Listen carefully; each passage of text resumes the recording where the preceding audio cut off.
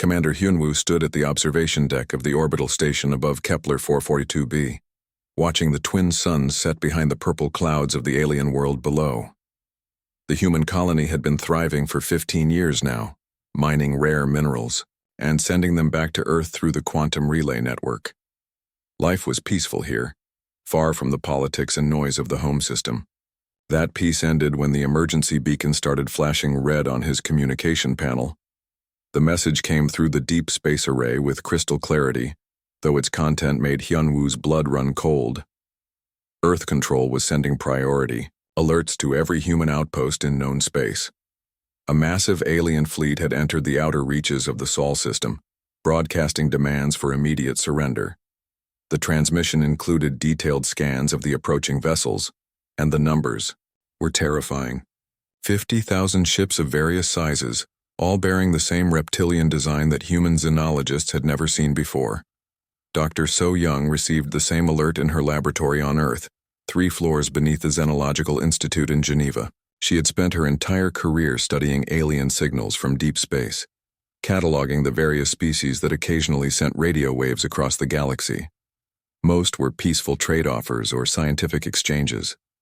This message was different. The aliens called themselves the Galactic Hegemony, and they spoke with the confidence of absolute power. The alien broadcast played on repeat, as So Young worked to decode its deeper meanings. The voice was artificial, translated through some kind of universal communication device, but the arrogance behind the words was unmistakable. They referred to humans as primitive mammals, barely worth the effort of conquest. They had given Earth exactly 72 hours to prepare for what they called absorption into their empire. The tone suggested they had done this many times before. General Daeho was already in the war room when the alert reached him. As head of Earth's Unified Defense Command, he had spent decades preparing for this exact scenario. Every defense analyst had known that first contact with hostile aliens was inevitable. Humans had been broadcasting radio signals into space for over a century, advertising their location to anyone who might be listening. The question had never been if hostile aliens would come, but when they would arrive and how many ships they would bring. The holographic display in the center of the war room showed the approaching fleet in horrifying detail. The lead ship was larger than anything humans had ever built, easily the size of a small moon. Behind it came wave after wave of smaller vessels, each one still dwarfing Earth's largest battleships.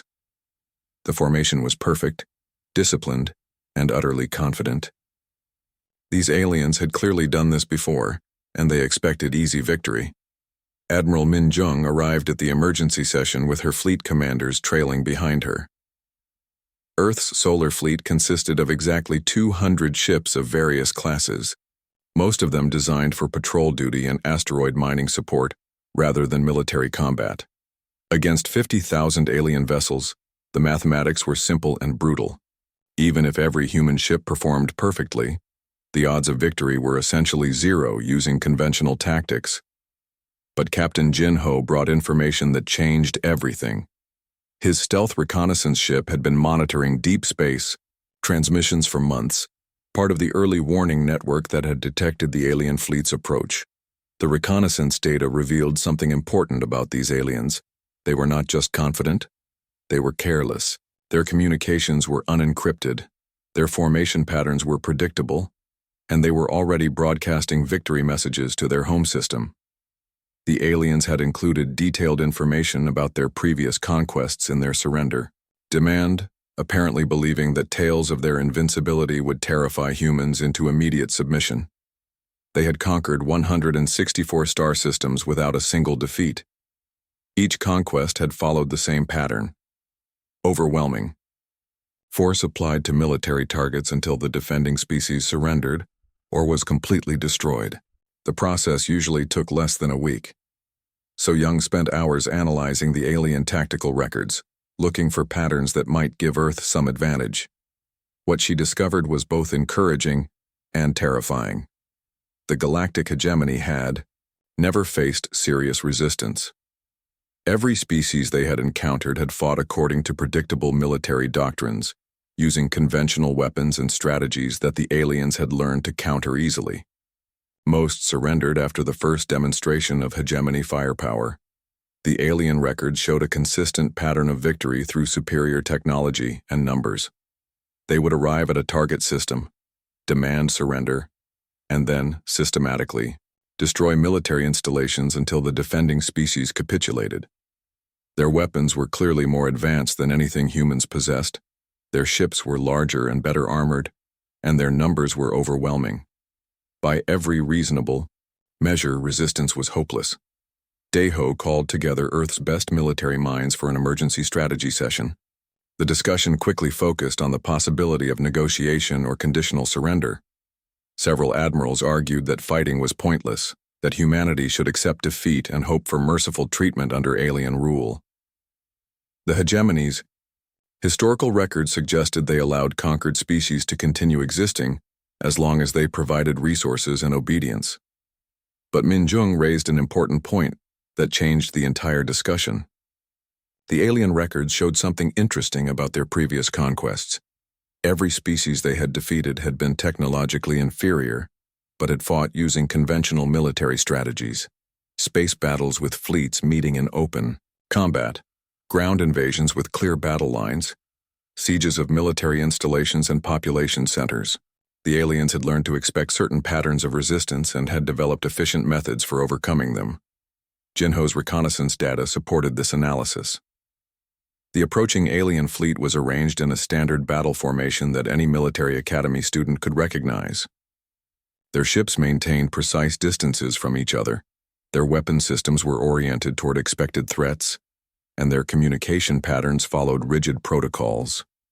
Everything about their approach suggested they expected to fight a conventional space battle against Earth's fleet somewhere near Mars or the asteroid belt. The problem was that humans had never fought a conventional space war.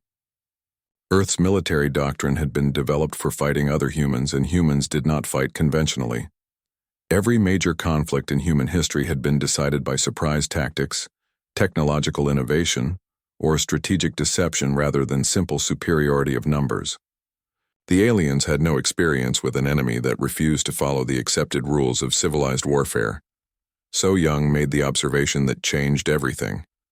She pointed out that the galactic hegemony had been successful precisely because they had only fought civilized enemies. Species that developed space travel apparently also developed predictable military strategies and concepts of honorable combat. They built warships that looked like warships, fought battles in recognizable formations, and surrendered when defeat became inevitable. The aliens had learned to expect this pattern and had become very good at exploiting it. Humans were different. Human military history was a catalog of desperate innovation, asymmetric warfare, and tactical creativity born from necessity. When faced with superior enemies, humans had always found ways to level the playing field through deception, technology, or sheer ruthlessness. The question was whether these same principles could be applied to space warfare against technologically superior aliens. The meeting ended with a decision that would have seemed insane to any other species in the galaxy. Instead of preparing for a conventional defense or negotiating surrender terms, Earth would treat the alien invasion as just another military problem to be solved through human ingenuity. The galactic hegemony was about to discover that their 164th conquest would be very different from all the others. Supreme Admiral Thexvel reviewed the intelligence reports about humanity with the same casual interest he had shown for his previous 163 conquests. The species appeared to be typical for their technological level, barely or 2 centuries of space travel, primitive fusion drives, and weapon systems that were laughably inadequate compared to hegemony standards. His tactical computers had already calculated the outcome of the coming battle, predicting complete victory in 6.7 hours. The reptilian admiral's scaled fingers traced patterns on his command console as he studied the human star system. Sol was unremarkable in most respects, a single yellow star with several rocky planets and gas giants. The third planet showed signs of heavy industrialization and a population in the billions, while the fourth had small colonies and mining operations. The asteroid belt contained numerous installations that appeared to be civilian mining platforms and research stations. Professor Sungmin worked frantically in his laboratory beneath Seoul University, surrounded by theoretical weapons designs that had never been tested in actual combat. For 30 years, he had been developing military applications based on humanity's unique approach to warfare, studying every conflict in human history to understand what made human tactics so different from those of other species. His research had convinced him that humans possessed something that no other known species had developed: the willingness to break every rule of civilized combat when survival was at stake. The professor's laboratory contained prototypes of weapons, systems that violated several fundamental principles of space warfare as understood by galactic civilization. Other species built weapons that were efficient, predictable, and designed to minimize collateral damage to civilian populations and infrastructure. Human weapons were designed to kill enemies as quickly and completely as possible, regardless of cost or consequences. Lieutenant Yunji stood before the assembled Defense Council with a proposal that made several admirals question her sanity. Instead of gathering Earth's fleet for a conventional space battle, she suggested dispersing human forces throughout the entire solar system, using civilian vessels, mining platforms, and converted cargo haulers. Her plan called for abandoning every accepted principle of fleet tactics in favor of what she called distributed asymmetric warfare. The young officer's presentation included detailed analysis of how human conflicts had historically been won by smaller forces using unconventional tactics against larger, more powerful enemies. She cited examples from ancient guerrilla campaigns to modern special operations, demonstrating how humans had consistently found ways to defeat superior opponents through creativity and unpredictability. The same principles could be applied to space warfare, but only if Earth abandoned any attempt to fight like a civilized spacefaring species. Colonel Taejun realized the brilliance of Yunji's proposal when she explained how it would exploit the aliens' expectations. The galactic hegemony had learned to expect certain patterns from their enemies. Fleets would meet in open space, battles would be fought according to recognized tactical principles, and defeated species would surrender when their military forces were destroyed. Human tactics would violate all these expectations, creating confusion and uncertainty that could be exploited. The hegemony fleet entered the outer reaches of the Sol system in perfect formation, their ships maintaining precise distances and optimal firing positions. Supreme Admiral Thexval had used this same formation for decades, and it had never failed to intimidate enemy forces into either surrender or predictable defensive positions. His sensors detected the expected human response. Their pathetic fleet was gathering near Mars, apparently preparing for a desperate last stand. What the alien admiral could not detect were the thousands of seemingly civilian installations throughout the solar system that had been quietly militarized over the past 50 years. Every mining platform, orbital factory, and research station had been equipped with hidden weapon systems and defensive capabilities that did not appear in any galactic database. The human installations looked exactly like civilian infrastructure because they had been designed to fool exactly this kind of inspection. Captain Bong-Su commanded what appeared to be a standard asteroid mining platform in the outer system, complete with ore processing equipment and cargo holds full of raw materials. His installation had been operating normally for years, sending regular shipments of rare metals back to Earth and maintaining all the communication patterns expected of a civilian mining operation. The aliens passed within a few thousand kilometers of his position without showing any interest in what they assumed was harmless industrial infrastructure. But Bong-Su's mining platform contained weapons systems that existed nowhere else in known space. The ore processing equipment could be reconfigured in minutes to accelerate projectiles to significant fractions of light speed. The cargo holds were filled with ammunition disguised as raw materials. Most importantly, the entire installation was connected to a network of similar platforms throughout the system, all coordinated by quantum communication links that were undetectable to conventional sensors. Engineer Hei Rin monitored the alien fleet's progress from her position on what appeared to be a routine maintenance station near Jupiter. Her facility was responsible for servicing cargo haulers and passenger ships traveling between the outer planets, a completely unremarkable installation that warranted no attention from military forces. The alien's sensors would detect nothing more threatening than repair equipment and spare parts storage. In reality, Hayrin Station controlled the first phase of Earth's defensive plan. The entire asteroid belt had been weaponized over the past 20 years, with thousands of natural space rocks converted into kinetic bombardment platforms. Each asteroid contained powerful engines hidden within hollowed-out interiors, along with guidance systems and communication equipment that made them indistinguishable from natural debris until activated. The alien fleet continued its advance toward the inner system, passing through what they assumed was empty space between the outer planets. Their sensors detected the expected debris fields, radiation signatures, and electromagnetic activity of a normal star system. They had no reason to suspect that every piece of space junk, every abandoned satellite, and every chunk of ice or rock had been converted into a potential weapon. Supreme Admiral Thexval felt the familiar satisfaction of another routine conquest as his fleet approached the asteroid belt. His tactical displays showed the human fleet maintaining defensive positions near Mars, exactly as predicted. The aliens would have superior firing positions, overwhelming numbers, and technological advantages. The battle would be over quickly, followed by the usual negotiations for conditional surrender. Major Young-Ho piloted one of Earth's experimental stealth fighters, a small craft that used technology adapted from decades of human innovation in electronic warfare and radar evasion. His ship was virtually invisible to the alien sensors, allowing him to observe their fleet movements and communication patterns without detection. What he saw convinced him that the aliens had no idea what they were facing.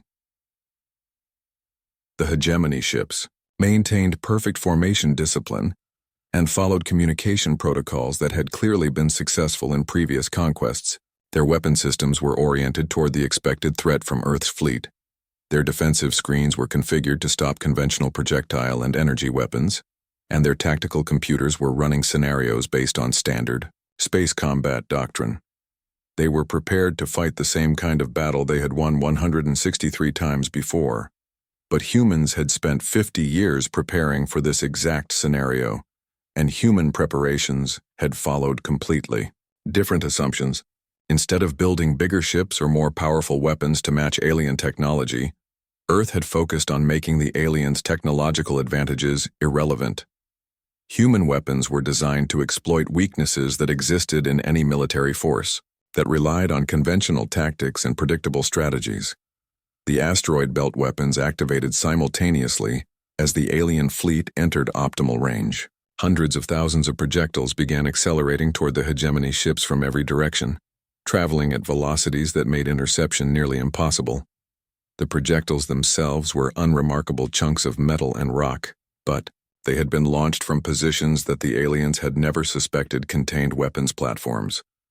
The first alien ships simply disappeared from Thexval's tactical displays without any warning or explanation. No energy signatures, no distress signals, no wreckage to indicate what had destroyed them.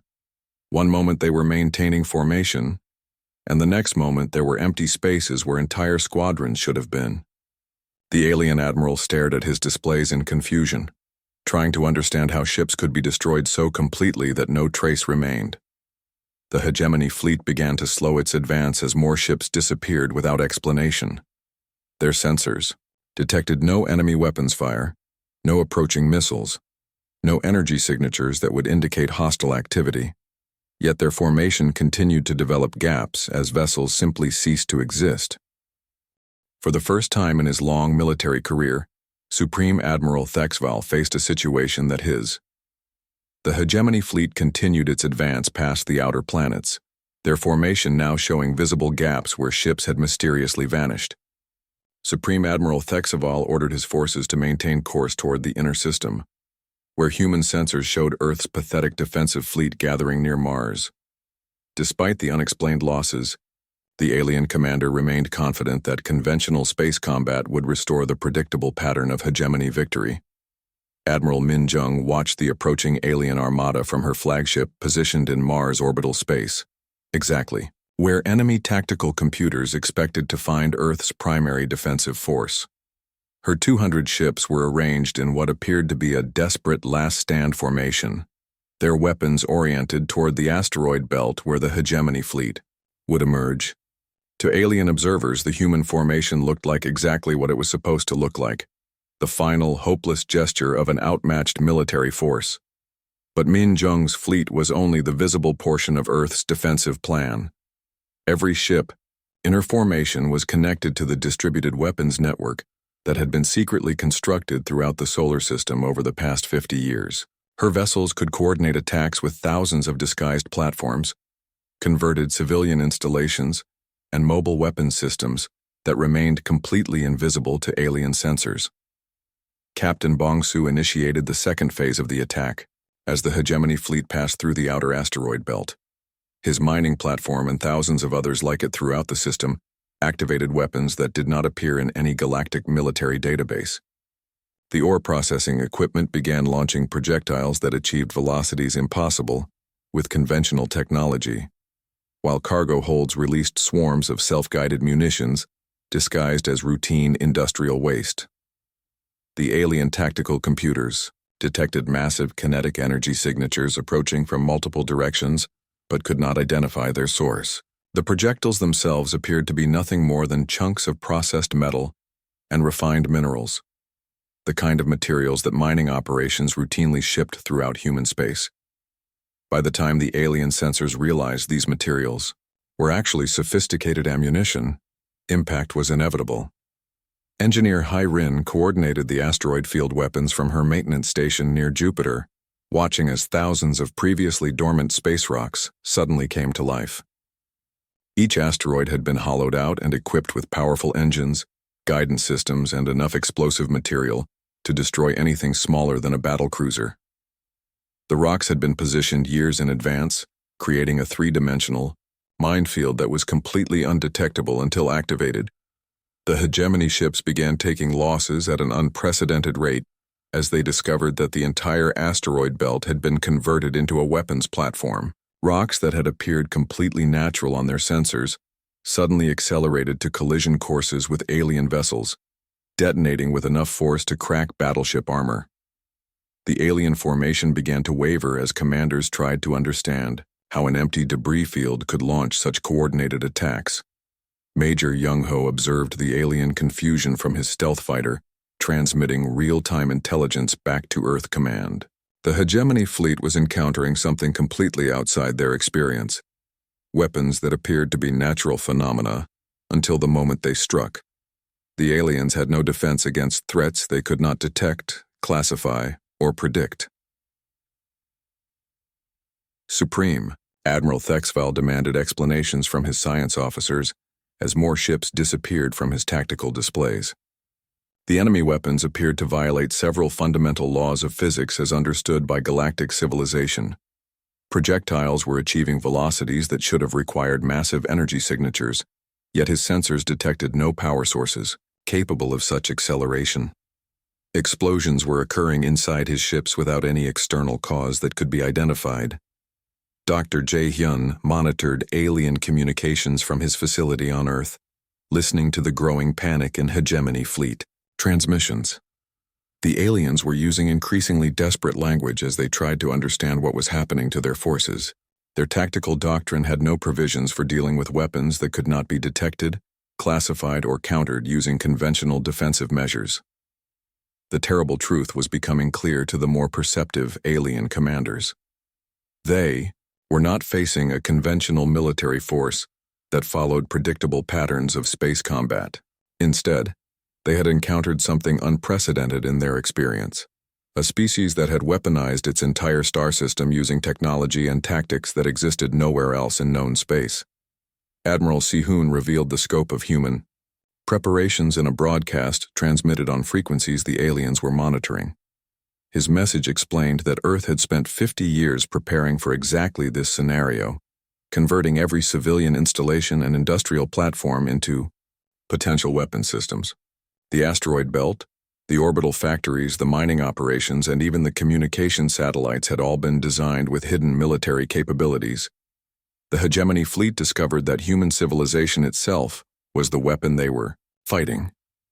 Every structure, every installation, and every piece of equipment in the solar system had been built with dual civilian and military purposes. The aliens found themselves surrounded by threats they could not identify until those threats activated and began destroying their ships. Captain Wu Jin demonstrated this principle from his converted passenger liner, a ship that appeared on alien sensors as a harmless civilian vessel evacuating refugees from the war zone. The liner's artificial gravity generators had been modified to create localized gravitational anomalies, warping space-time around enemy vessels until their molecular structure collapsed. Entire alien cruisers simply imploded as the fabric of reality was twisted beyond their engineering tolerances. The hegemony began to realize that they were not fighting a battle in any sense they understood. This was not a conflict between military forces following established tactical doctrines, but rather a systematic extermination carried out by weapons and methods that had never been seen before in galactic warfare. The humans had turned their entire star system into a trap designed to destroy any invading force. Alien ships that survived the asteroid belt attacks found themselves facing new threats as they approached the inner planets. Mars orbital space contained installations that appeared to be civilian research stations and cargo handling facilities, but were actually sophisticated weapons platforms capable of generating directed energy beams that could cut through battleship armor like paper.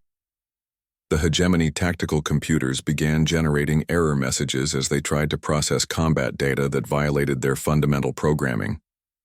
Enemy weapons were producing effects that should have been impossible using known technology, while the human fleet continued to maintain formations and communication patterns that suggested conventional military thinking despite the evidence of revolutionary weapons systems. Supreme Admiral Thexval realized his fleet was caught in a carefully planned ambush that had been years in the making. The humans had anticipated every aspect of hegemony battle doctrine, preparing countermeasures for tactics that had been successful for centuries. Worse still, the human weapons were designed to exploit specific vulnerabilities in alien ship design and defensive systems. The alien formation began to collapse as individual commanders tried to retreat from weapons they could not understand or counter. But the hegemony discovered that the humans had anticipated this response as well.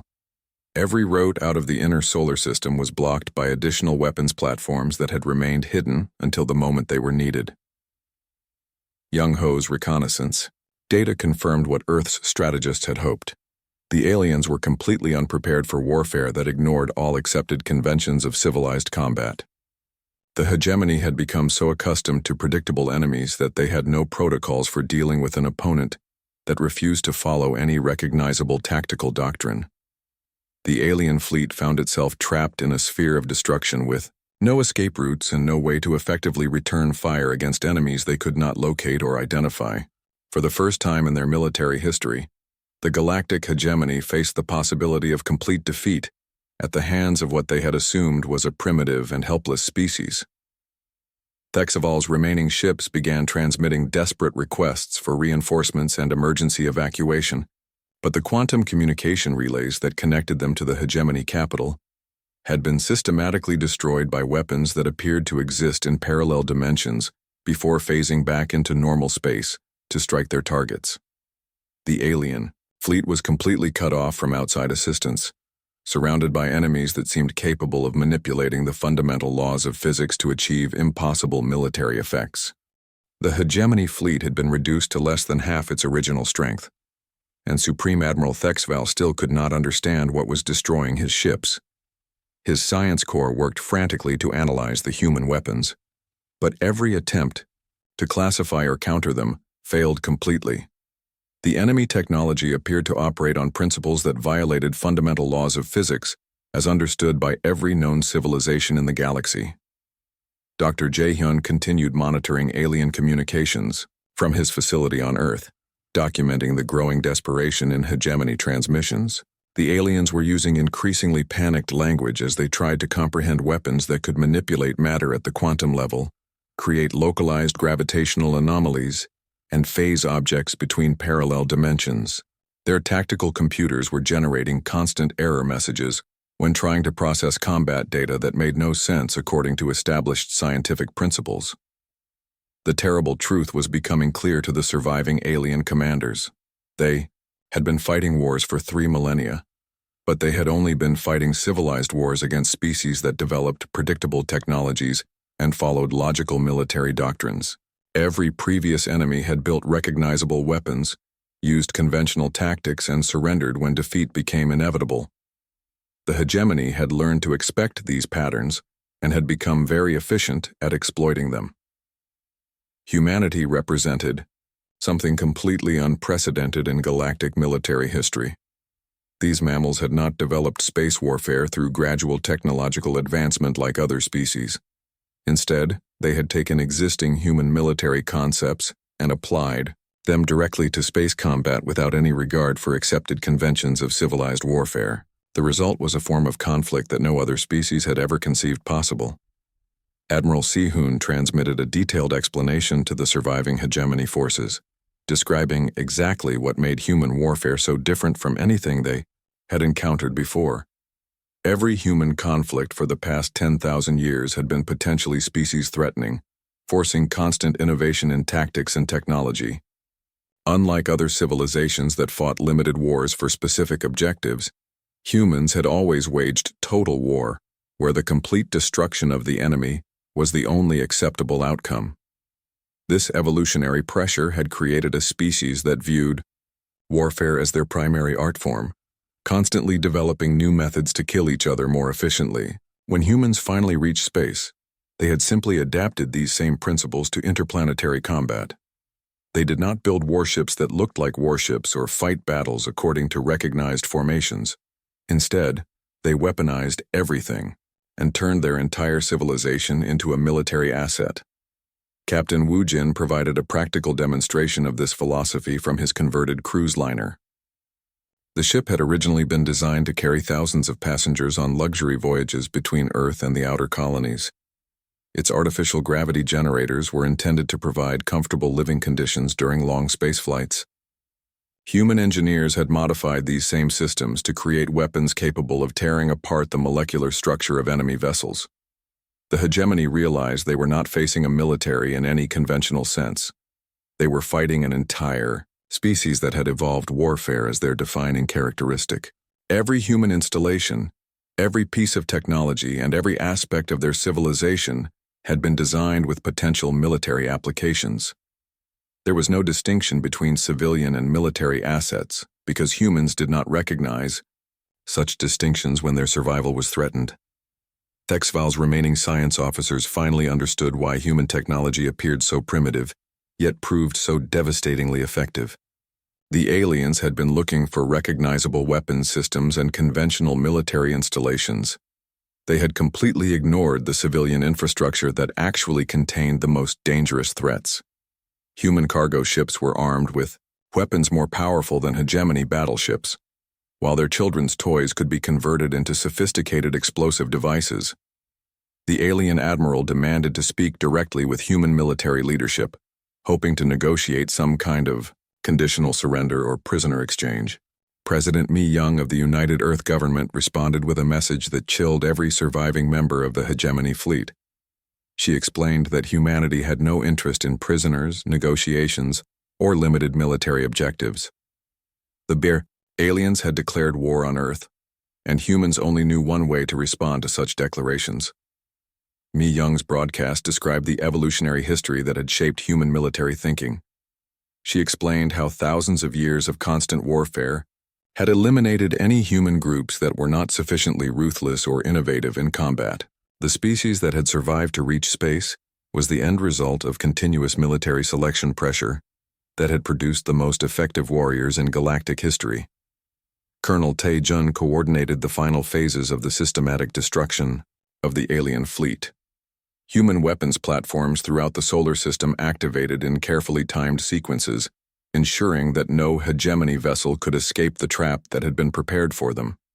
Some alien ships were destroyed by conventional kinetic weapons, while others were eliminated by exotic technologies that existed nowhere else in known space.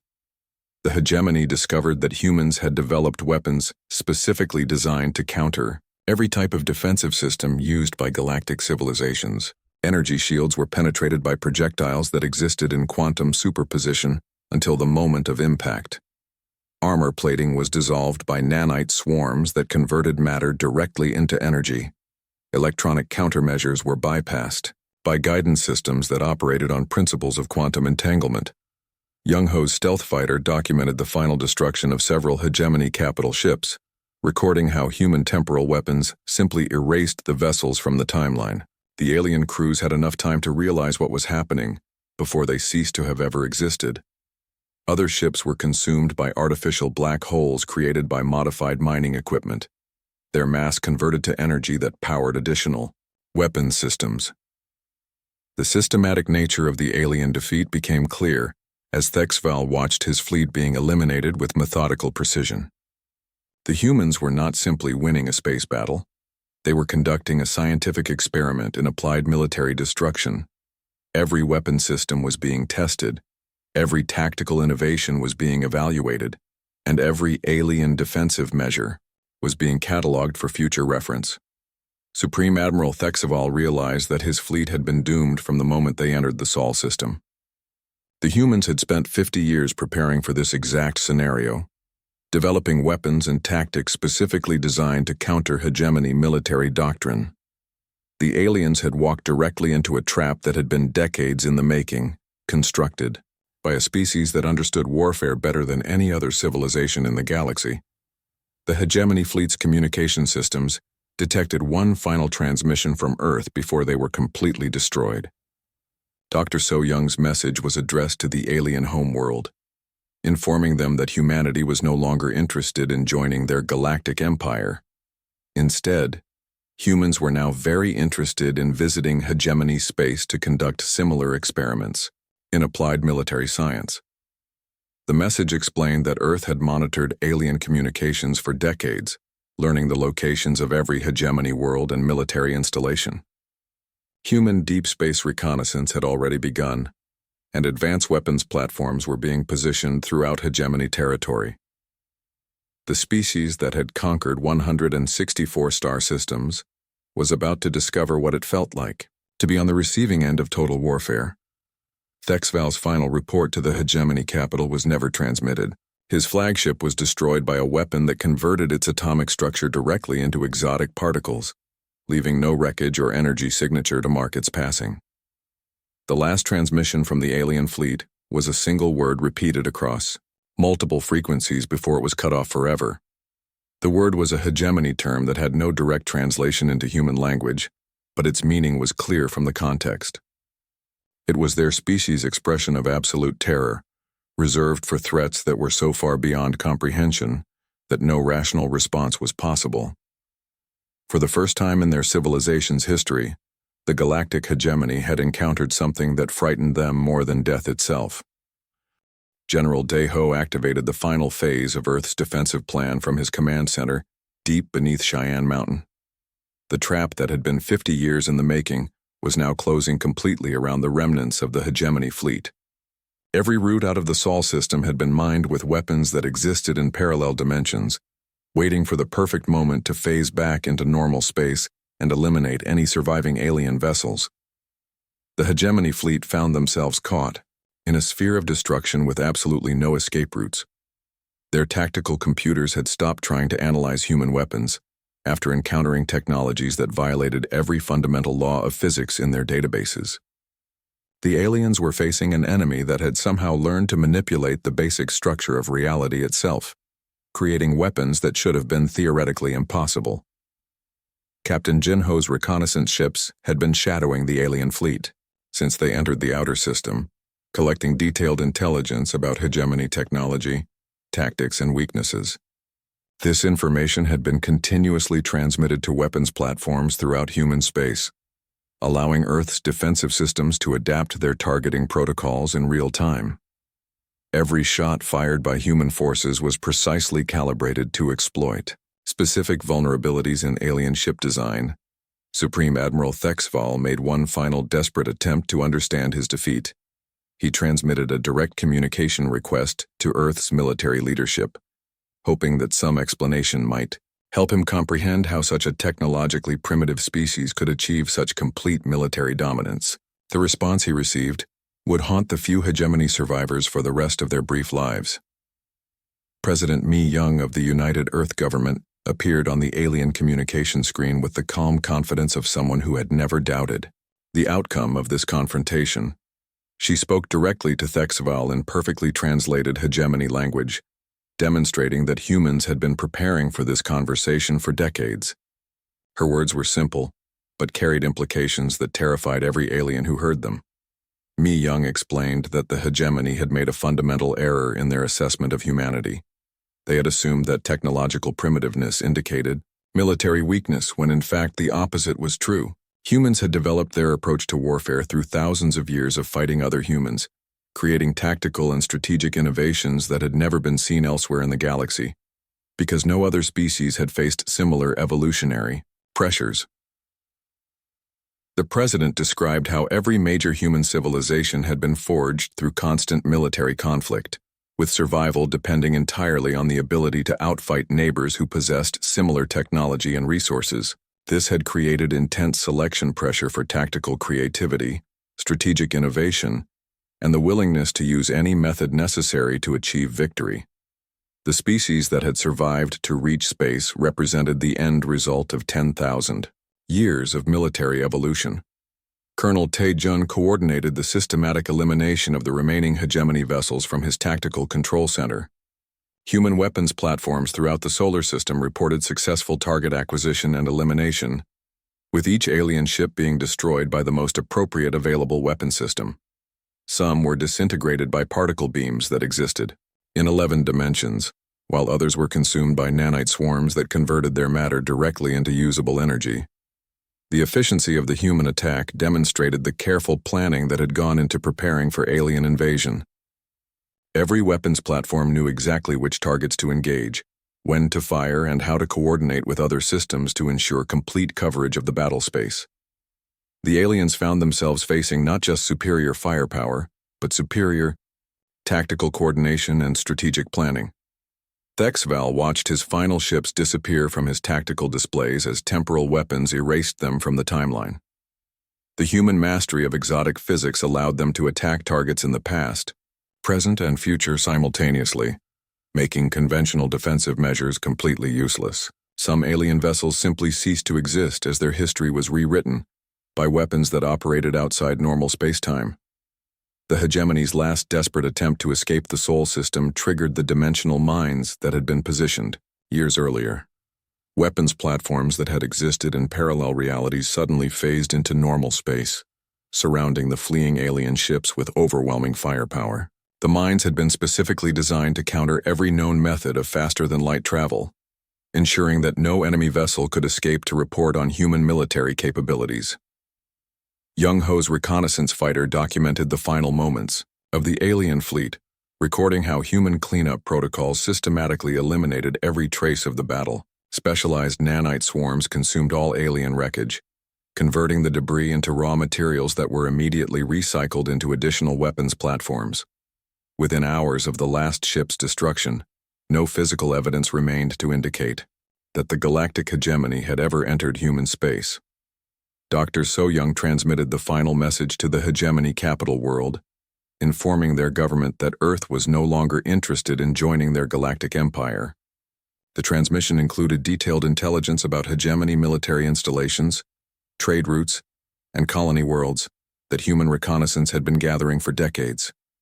The message made it clear that humanity now considered the alien empire to be a legitimate military target.